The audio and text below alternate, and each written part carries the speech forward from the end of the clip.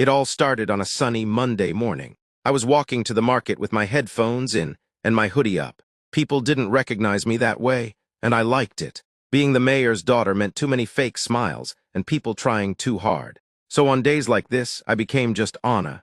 That's when I met him. He was standing by the juice stall, arguing with the seller about the price of oranges. I laughed quietly. It wasn't a serious argument, more like two friends teasing each other. He turned and caught me smiling. "You agree with me, right?" he asked, walking over.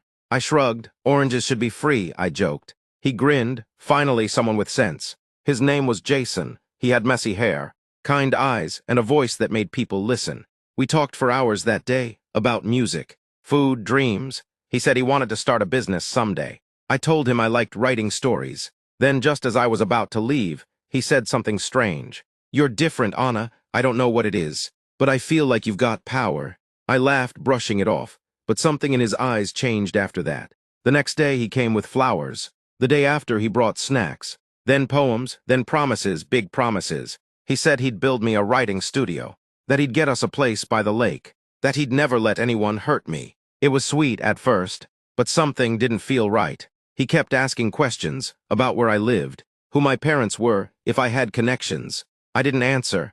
I wanted to see what he'd do if he thought I was just regular. But one afternoon, I made a mistake. He saw me stepping into the black car with the city seal. The driver held the door for me and called me Miss Rivers. His face changed. That night, he brought a silver necklace and a promise to take me anywhere I wanted to go in the world. He said he loved me. But now his promises felt heavier, like chains. And I couldn't help but wonder, did he fall for me, or just for the mayor's daughter? I didn't sleep much that night. I kept thinking about his smile, the one I saw on the first day, when he thought I was just Anna, just a girl in a hoodie who liked oranges and jokes. Now everything felt different. I kept asking myself, was he pretending this whole time? Or did he change the moment he found out who I really was? The next morning, I avoided the car and walked to the market again. Hoodie up, headphones in. I needed to see him, to talk, to figure it all out. He was already there, leaning on the juice stall like he owned the place. When he saw me, he smiled wide like nothing had changed. But I had changed. "You didn't tell me," he said, trying to sound playful, but his voice was tight. "Didn't tell you what?" I asked, even though we both knew. He looked around, lowered his voice. "Your dad, the mayor, that car, that driver, Anna, you could have said something." I shrugged. Why would it have made a difference? He didn't answer right away, just stared at the ground like he was searching for the right words, or a lie. "I mean," he said slowly, "yeah, maybe. I wouldn't have wasted time talking about orange prices and stupid poems. I could have helped you more, got you things you need. I know people who." I held up my hand. "Stop."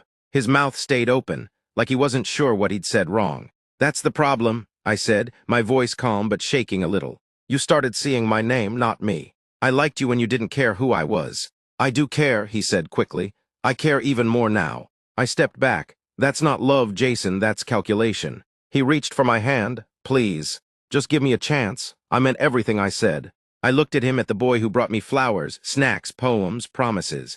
And I wondered, deep down, how many of those were for Anna, and how many were for the mayor's daughter. A horn honked behind us. My driver. I turned to go. But Jason called out, "Wait, you don't understand.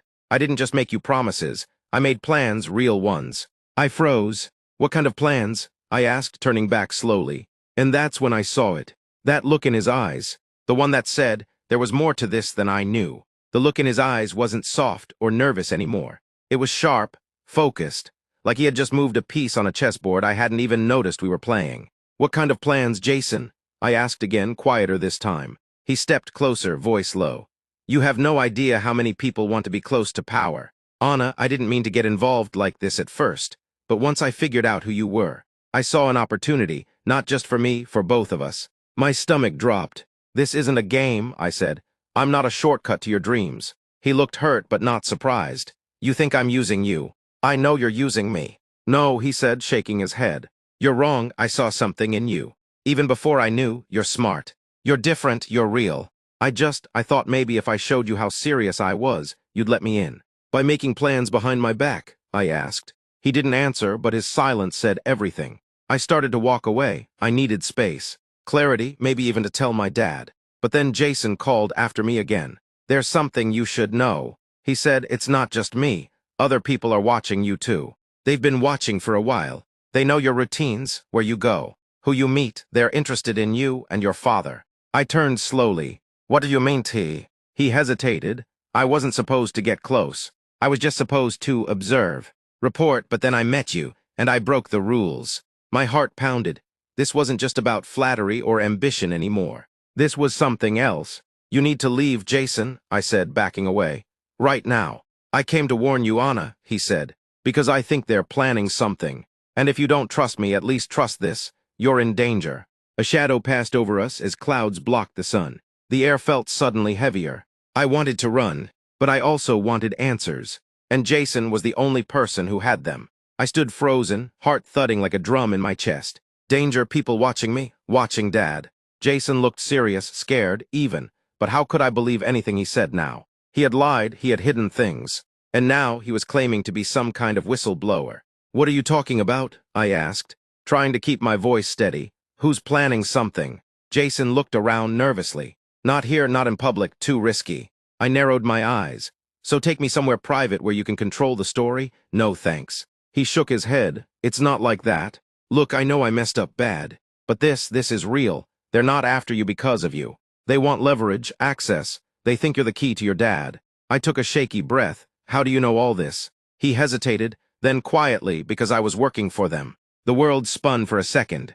I was supposed to get close. He went on, eyes low. Charm you. Make you trust me. They never said what they were planning, just that I'd know when the time came. And you agreed, I whispered. He looked at me then. I didn't know who you were. Not really. I thought it'd be easy. But you weren't what they expected. You weren't what I expected. My throat tightened. So now what? You think you can switch sides, be the hero? He didn't answer right away. Then he reached into his pocket slowly and pulled out a folded note. This, he said, handing it to me, is a name, someone in your dad's office. They're not who they say they are. I overheard something too much. That's why they cut me loose. I'm not safe anymore either. I took the note with trembling fingers, eyes flicking over the single name written in quick, messy handwriting. I recognized it. A person I saw in our house every week. A person who smiled easily, who brought gifts. I looked back up at Jason, my thoughts tangled and loud. I don't trust you, I said. I don't expect you to, he replied. But you should trust the danger. A noise made us both flinch, just a car backfiring, but enough to remind me we were still in public. I shoved the note in my pocket.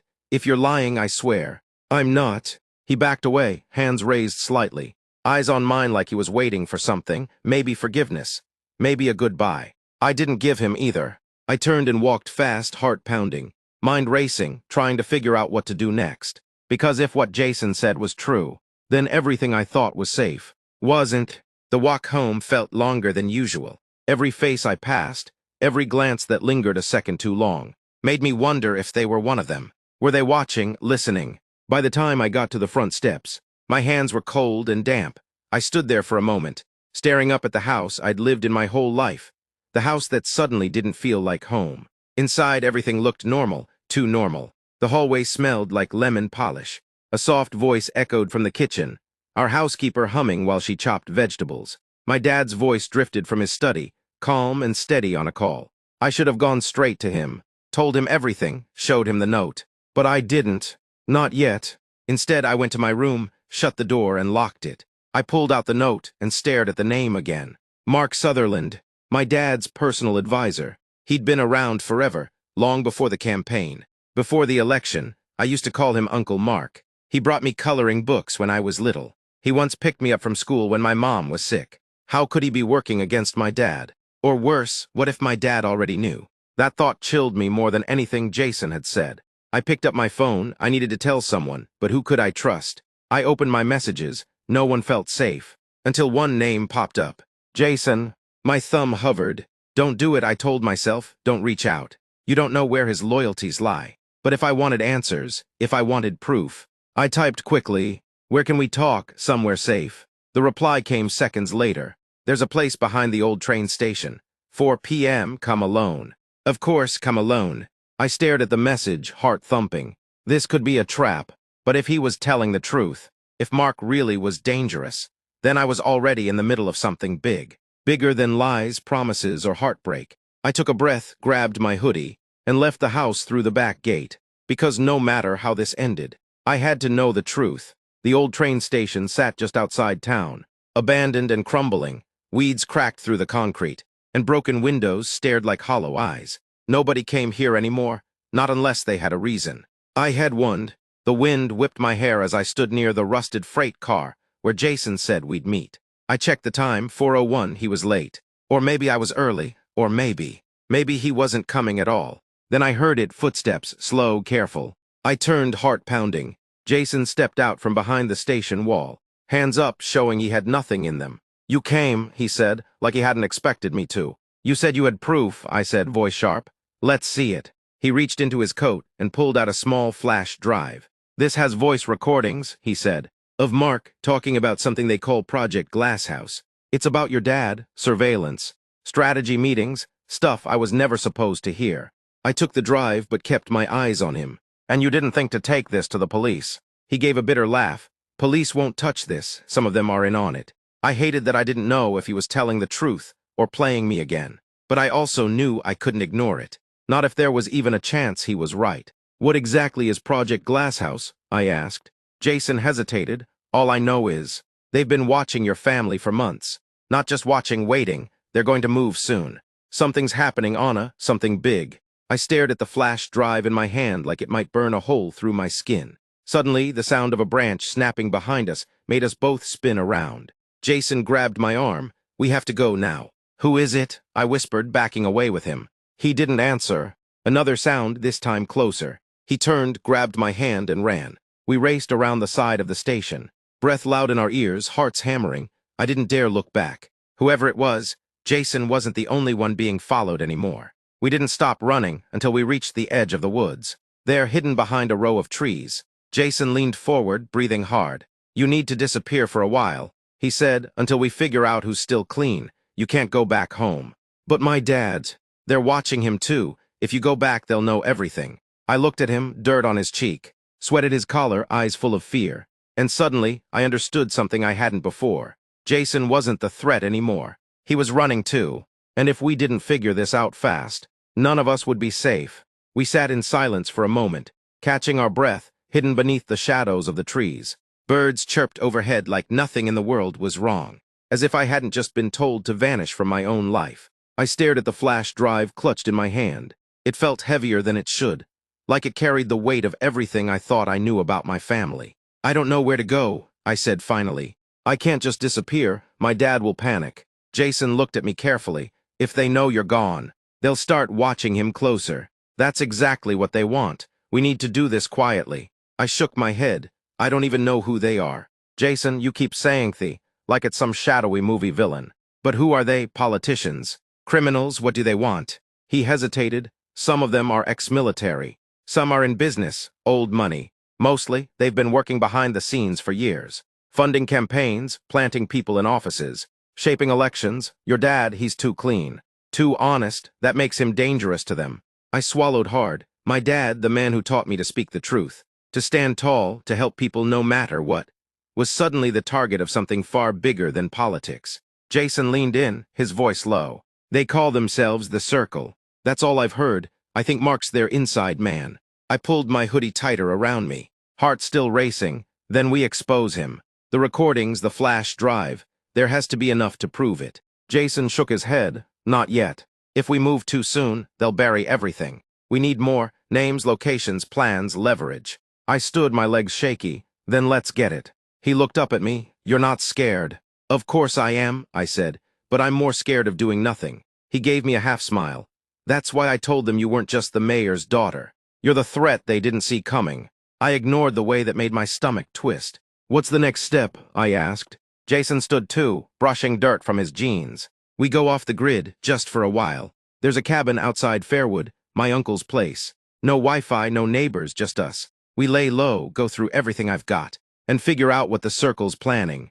And when we're ready," I said, "we bring them down." He nodded. The flash drive pulsed in my palm like a promise. A key, a spark. Somewhere in the distance, a car engine revved, and we both ducked instinctively. The sound faded fast, but it was a reminder. They were close. I followed Jason through the trees, each step pulling me further from the life I knew, and deeper into a world where lies were currency and trust could cost you everything. But if they thought I was just a girl with a powerful last name, they were about to find out exactly who I was.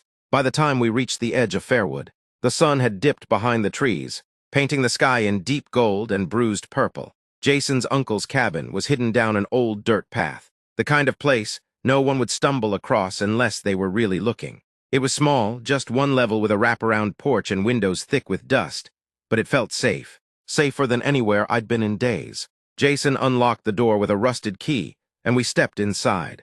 It smelled like old wood, pine needles, and quiet. "This is us for now," he said, tossing his bag in the corner. "No signal, no cameras, just a generator and a landline that barely works." I nodded, setting the flash drive gently on the table like it might crack under pressure. "Let's hear the recordings," I said. "All of them." Jason connected his laptop to a small portable speaker. He clicked the first file. A voice filled the room. It was Mark. "I've been in the mayor's house every week." "He has no idea," the voice said calmly. "His daughter's the key. She's curious. Smart, too smart, we watch her. Through her, we'll get to him." My hands curled into fists. Jason clicked the next one. "He's refusing the vote again." Mark said, "We need him out of the way." Quietly, no headlines, no blood, just silence. A chill ran down my spine. Jason paused the playback. "There's more. Talk about meetings, dates, even mentions of bribes, I think." I turned away, trying to breathe. They were planning something, and it wasn't just about spying anymore. "Silence," I whispered. "They want to remove him." Jason nodded, permanently. The word hung between us like a curse. I paced the room, trying to think. "We need to make copies, hide the originals, get this to someone outside their reach." "And who's that?" Jason asked. "We don't know who to trust. This thing runs deep, Anna." I stopped. "There's someone, my godmother, Claire. She used to work in national security before she retired. I haven't talked to her in years. But if anyone can help us figure this out." Jason raised an eyebrow. "You trust her?" "She's the one who taught me how to throw a punch," I said. "Yeah, I trust her." He grinned a little, but it didn't reach his eyes. "Then we find her soon." I nodded, but my thoughts were already racing ahead. They thought I was a pawn, a daughter, a target. But they underestimated the one thing that mattered most. I don't break, I don't run, I fight. And I was about to start. We didn't sleep that night. Jason made copies of the recordings, one on a second flash drive, one uploaded to an encrypted storage he swore was untraceable. I watched him closely, still not sure if I fully trusted him, but knowing I didn't have a choice, not yet. I sat at the window, eyes fixed on the trees outside, wondering if the circle already knew we were gone. If they were out there waiting. By morning, a thick fog curled around the cabin like smoke. The silence felt heavy. "We leave at noon," Jason said, slinging his backpack over one shoulder. "Claire lives 2 hours away, near the coast. If we drive careful and avoid main roads, we can be there by late afternoon." I nodded, "And if they're watching the roads, then we take the back trails." The fog didn't lift as we drove. Trees blurred past, the tires crunching over gravel, and every so often, I'd check the rearview mirror, expecting black SUVs to emerge from the mist. They never did. By 4:30, we reached a small, weathered cottage tucked between cliffs and sea. "This is it?" I asked. Jason nodded. "According to the address." "You sure she's going to help us?" I took a breath. Claire doesn't ask questions first, she listens, then she acts. I stepped onto the porch and knocked. For a long moment, nothing. Then the door creaked open, and there she was, gray streaks in her braid, sharp eyes behind reading glasses, a wool sweater hanging off one shoulder. "Anna," she said, blinking in surprise. "Hi, Claire," I said, trying not to let my voice shake. "I need your help, it's about my dad." She didn't hesitate, just stepped aside and waved us in. Jason explained everything while Claire brewed strong tea, and listened with a calm that made me feel steadier just sitting near her. When he finished, she was quiet for a moment. Then she reached into a drawer and pulled out a battered notebook and a folded map. "This circle you're talking about," she said, flipping pages. "I've heard whispers. Backroom deals, disappearances. But never anything solid, until now." She looked at me. "You've got fire, Anna, and now you've got evidence." She leaned back. "They'll come for you, you know that, right?" I nodded slowly. "Let them." Claire's lips twitched into the ghost of a smile. "Good, then it's time we fight back." She opened her notebook and laid it on the table. "Let me show you how." Claire's notebook was like stepping into a secret history no one had ever told me. Pages filled with names, dates, coded entries, old newspaper clippings, places circled on the map, some in ink so faded it looked like ghost writing. "They've been operating under different aliases for decades," Claire said, flipping through the pages. The circle isn't new, it's just grown smarter. Slipperier, they used to influence things quietly. Land deals, minor elections, military contracts. But now, they want control. Jason leaned over her shoulder. And the mayor, her dad, is in their way. Claire nodded grimly. He's too clean, too loud, and if they can't buy someone, they bury them. I stared at the map. One of the locations circled was our town. They've already started, haven't they? I said, that's what Project Glasshouse is. Claire didn't answer right away. She reached for the flash drive and connected it to her own encrypted system. Let's see exactly what they're planning. The screen filled with folders. Jason and I watched as she opened one marked Timeline. There it was, a list of events. Cleanup ops, strategy meetings, targets. Next target, Operation Metafall. Initiate May 12th. That's 2 weeks from now, Jason said. What's Metafall? Claire clicked into the folder. A schematic appeared on screen. My heart stopped. It was the layout of my dad's next public event. A spring fundraiser at the town botanical gardens. The guest list, his speech, even security placements. They're going to hit him there. I whispered, in front of everyone. Jason swore under his breath. We have to stop it. Claire was already printing documents. We don't have much time, but we're not going to just stop it, we're going to use it. I looked at her confused. Use it. She turned to me, eyes sharp. This is the perfect chance to expose them. But we have to be smart. We don't just save your dad, we reveal the circle. Publicly, loudly, with proof. Jason looked uneasy. That means baiting them out. It means forcing their hand. Claire replied, and catching them in it. I didn't know what scared me more, what they were planning or what we were about to do. But I knew this much. They picked the wrong girl to make They picked the wrong father to silence. And now, we were going to burn the whole damn circle down. That night, we stayed up planning. Claire spread out printouts, maps, and security schematics across the table, like a general preparing for war. Jason and I sat opposite her, heads bent, hearts thumping. Every detail mattered now, every second counted. We can't warn the police, Claire said. Too many unknowns, we don't know who's clean. But we can leak the plan to someone in the press, someone who will believe you and won't back down. Jason leaned back, arms crossed. Someone like Erin Monroe. Claire raised an eyebrow. You know her. She did a whole investigation on city surveillance abuse last year. She lost her job for it. She got a better one, I said, pulling up her blog on my phone. Independent now, big following. And she's been sniffing around our town for weeks. Claire's eyes lit up. Perfect. We drafted a message to Erin with just enough to hook her. A snippet of the recording, a redacted image of the event plan, and a promise that the rest would come face to face. We sent it anonymously, encrypted. Then we turned to my dad. We can't tell him everything. Jason warned. If he changes his behavior, the circle will know. Claire nodded, but we can make sure he's safe. Quietly adjust the security team.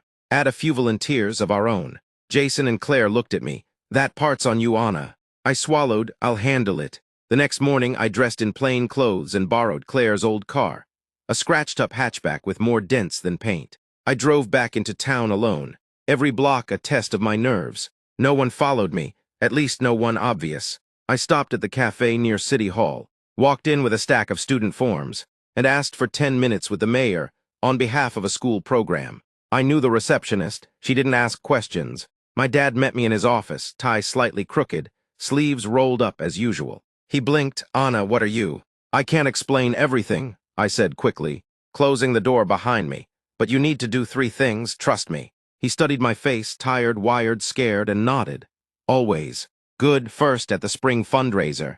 Don't stand on the main stage. Use the West Pavilion. It's more shaded and it photographs better. He squinted, skeptical. Second, ask Officer Delgado to head your security that day. Personally, not someone else. Delgado's clean. He frowned. Anna. Third, if I ask you to leave, just leave. No questions, no debate. He stared at me for a long moment. Then softly, is this about your mother? I shook my head. It's bigger than that. His jaw tightened. Okay. I hugged him tightly, longer than usual, then left before my courage faded.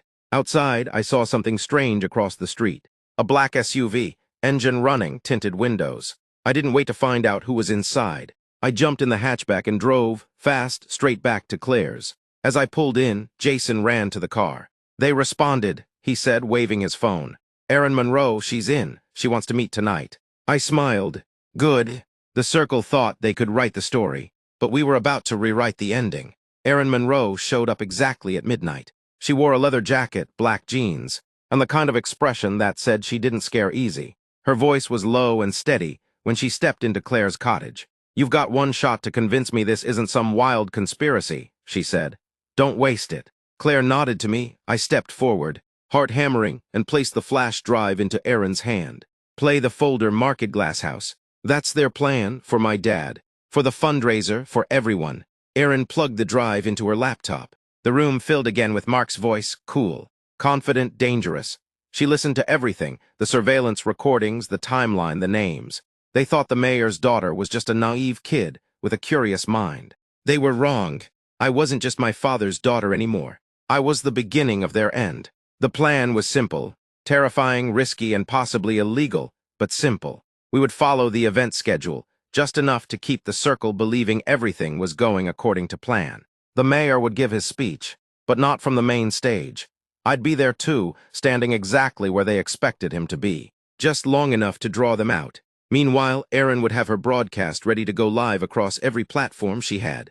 Website, socials, dark web mirrors, even emergency text lists. One push of a button, and the recordings, the documents, and the names would flood the world. Jason, Claire, and a handful of Claire's old contacts, people who owed her favors or believed in the cause, would be stationed around the gardens, disguised as staff, armed with cameras, body cams and comms, just in case. We had 72 hours. The day before the event, I stood in front of the West Pavilion stage, looking out at the empty rows of chairs. The stage lights were being tested. Flower arrangements were already being wheeled in. Everything looked normal. And that was the scariest part. Jason walked up beside me. "You ready?" "No," I said, "but I'm doing it anyway." He smiled, one of those crooked ones that made me forget, for a second, that we were standing on the edge of something dangerous. "You're braver than I thought." I looked at him. No, just done being scared. That night we slept in shifts at Claire's. No one said it, but we all knew what we were really preparing for. The possibility that tomorrow someone might not come back. At sunrise, I put on the dress I'd picked out days before, a soft blue, like calm skies before a storm. I pulled my hair back into a simple braid. No makeup, just me. Claire tucked a small mic into my collar. "If anything goes wrong, say Paneeple. That's the code. You hear it, you run." "Got it." She squeezed my hand. "You've got steel in your spine, girl, just like your mom." I blinked at that. You knew her. Claire gave a sad little smile. "More than you know, but that's a story for another day." Jason drove us to the gardens. It was already buzzing with early guests, volunteers and unseen to everyone else, members of the circle hidden in plain sight. At 10:15 sharp, I took the stage. My dad stood at the edge of the pavilion, exactly where we told him to, close enough to be seen, far enough to be safe. I looked out at the crowd.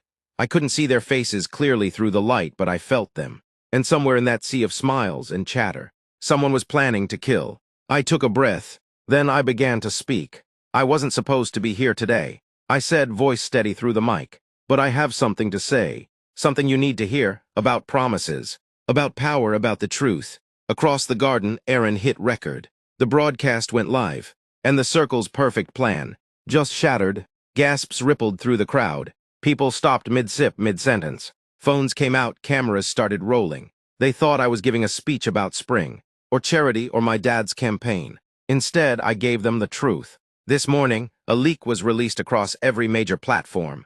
I said into the mic, "In that leak, you'll find documents, recordings, and plans, proof that a secret group calling itself the Circle has been manipulating elections, buying off officials, and planning the assassination of my father, your mayor." A low, disbelieving murmur spread like wildfire. In less than 10 minutes, they were going to execute that plan. Right here, right now. Somewhere near the garden's south edge, a man in a dark suit stood abruptly and moved for his phone. Jason, in disguise as a security tech, intercepted him before he could disappear into the crowd. Claire's voice buzzed in my ear. "We've got eyes on 4 possible agents. They're starting to panic." "Good." I turned toward my father. He looked stunned but proud. His hand clutched the folded speech he never got to give. "This isn't just about my family." I said louder now. "This is about all of us. We have a right to know who's pulling the strings, who's selling our futures behind boardroom doors. And today you do." Across the garden, people's phones buzzed. The leak had dropped. Project Glasshouse, Operation Metafall, names, photos, audio, plans. The screen behind me, meant to show flower arrangements and mayoral quotes, lit up with a live feed from Erin Monroe's broadcast. This footage, I said, was recorded just 2 weeks ago. Mark's voice filled the air, crystal clear, confident, cold. Once the mayor is out of the way, we install Mackenzie. She's already agreed to the terms. We wipe the town's memory clean. New management, new rules. The garden erupted, shouts, movement, people recognizing names, faces going pale. And then chaos. A loud crack. Gunfire. Screams. Jason tackled me just as something sharp whizzed past my shoulder. I hit the stage hard. People were scattering. I saw black figures moving, 2 of them, masked, pushing through the crowd toward the stage. "They're here," I shouted into the mic. "The circle is here." Claire's team kicked into motion. One man wrestled with an attacker near the stage stairs. Another agent, disguised as a waiter, pulled a hidden gun from his tray, but was dropped in seconds by Officer Delgado, who did show up just like I'd asked. Jason pulled me behind the speaker podium. "You okay?" "Yeah, just a scratch." Another shot rang out, but this one came from behind us. "Claire," she lowered the taser in her hand and nodded at the unconscious man in black at her feet. "Remind me to teach you both how to throw a proper punch," she said calmly, "but for now we move." We pushed through the back gate as police sirens wailed in the distance. Aaron's live broadcast was still going.